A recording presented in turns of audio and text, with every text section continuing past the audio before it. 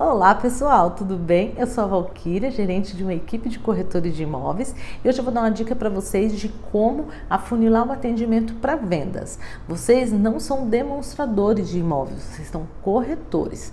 Então quando vocês fizerem esse atendimento, vocês precisam conduzir ele para o fechamento. Quanto mais você deixar ele conduzido para o fechamento, mais fácil o gerente ou coordenador que for para a sua mesa, para o seu atendimento, ele vai conseguir também afunilar para venda. Primeira coisa, tira da cabeça essa coisa de dar desconto. Ser corretor não é dar desconto. Ser corretor é você apresentar o projeto e quando você chegar na mesa, você fazer as perguntas certas e ouvir o que o seu cliente está falando. É muito difícil isso, por incrível que pareça, porque a gente acaba falando mais do que ouvindo. Primeira coisa, primeiro de tudo, entender a necessidade do cliente. Muitos clientes não abrem de cara, então você tem que fazer algumas perguntas. Por que ele está procurando imóvel? Você não vai perguntar por que você está procurando imóvel, mas mais ou menos você vai entender se faz tempo que ele está procurando, quantos dormitórios que atende ele, se ele tem pressa na entrega. Não só perguntar, é para investir ou para moradia. Vocês perguntam isso, mas nem tem necessidade. Se o cliente falar, tá bom, que diferença faz no preço? Nenhuma. Então a pergunta não é essa, a pergunta é: quantos dormitórios o senhor precisa? Tem pressa na entrega? Mora em casa ou apartamento? Porque você vai saber na hora de conduzir para a unidade que você tiver disponível, tá bom? Mas até aí ainda é muito no início, tá? Então, mais ou menos ele falou, quero 3 dormitórios e gostei desse apartamento aqui de 90 metros. Mas esse apartamento tá 800 mil, né? Então você vai lá, pega uma unidade disponível no espelho de vendas, você não vai trazer 5, 6 unidades para o cliente. Você pega uma unidade, vê uma unidade, um andar médio e fala para o cliente, ó, tá aqui, tá tanto. Passa a tabela para o cliente, conta até 3 e espera ver a reação dele, antes de falar de qualquer coisa. Passou, fala assim, é mais ou menos isso que vocês estavam procurando? Você vai entender nas entrelinhas. Aí ele pode até falar que era, mas pode ser que não seja.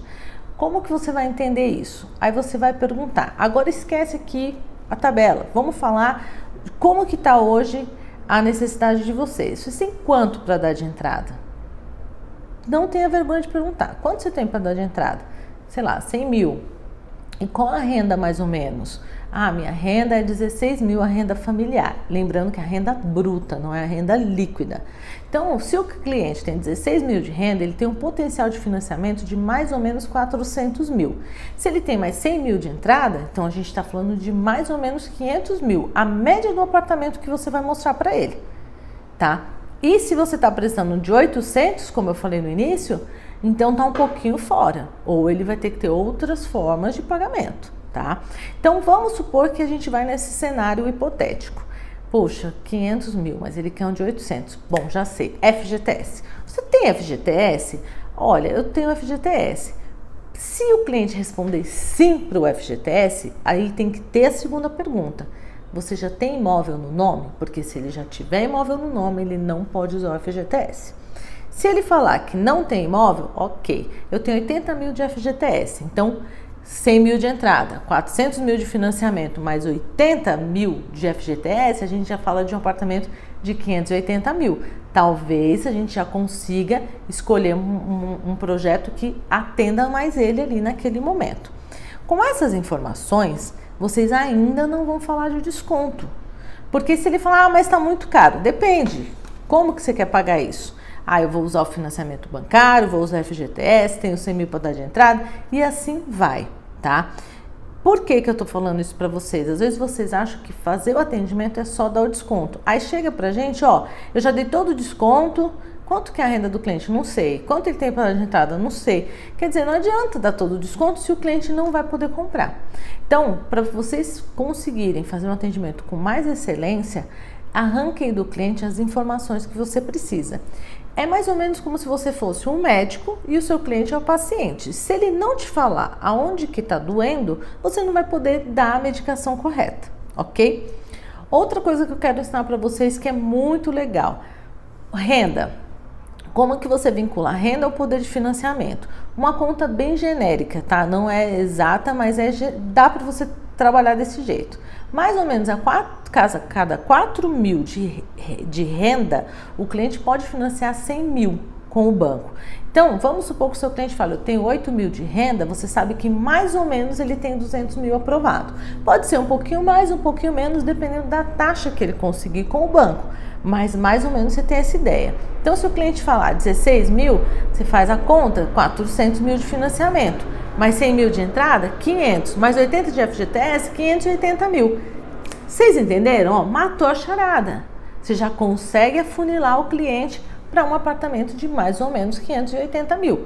E quando você for passar isso para o seu gerente dar continuidade, porque pode ser que esse projeto que você levou ele, o cliente não tinha coordenador, o gerente não estava, você foi atender sozinho, você já sabe essas informações. Então, a pessoa que vai entrar na sua mesa, na sua negociação, até mesmo dentro do plantão, ela precisa dessas informações para já ir meio que armado. Olha, esse cliente está vendendo um imóvel, não está, não tem nada de entrada, só tem X ou Y, e assim conduz para que a venda seja mais redonda.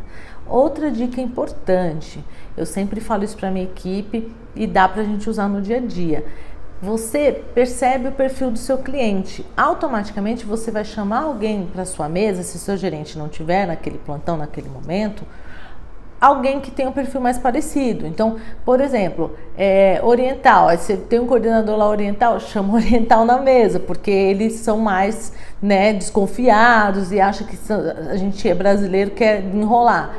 Se você tem um cliente que é mais técnico, você sabe quem é o coordenador que é mais técnico, que vai tratar dessa forma. E assim vai.